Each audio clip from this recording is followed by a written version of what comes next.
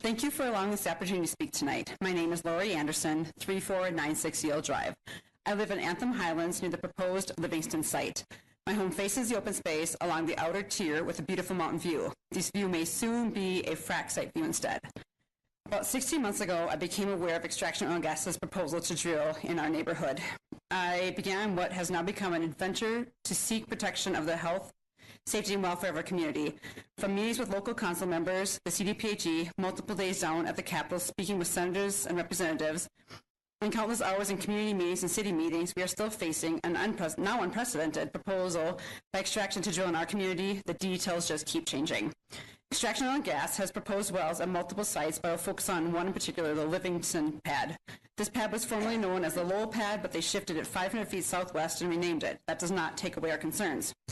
The Livingston pad is 1,320 feet from a high-density master plan community. It is uphill about 500 feet from our future drinking water reservoir and sits right next to our boulevard and across the street from my children's playground.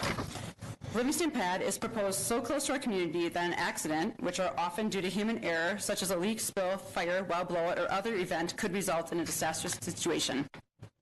One would think that our concerns would be addressed by going before our city council. However, city clearly stated they have few tools in their toolbox. The state, with a Republican-controlled Senate, does not seem interested in letting any legislation that would help our cause through based on the 2017 legislative session.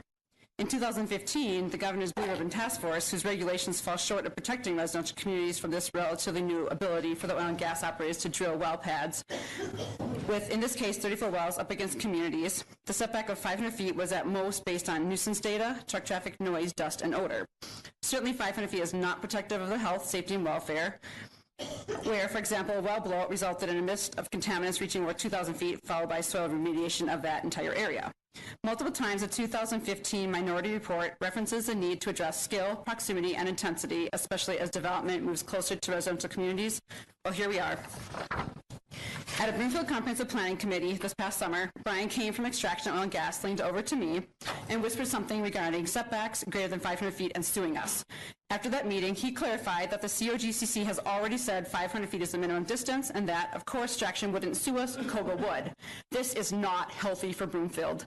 Please determine the method necessary to give Broomfield the local control it needs to protect the health and safety of Broomfield by putting adequate distance between residents and such large-scale industrial operations.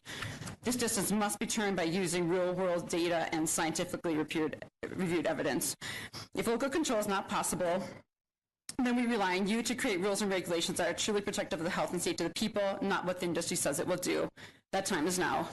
We covered the Martinez case, which is protects our health and safety. Please use your power to change these outdated rules, protect our families and community, and stop approving residential fracking. Thank you.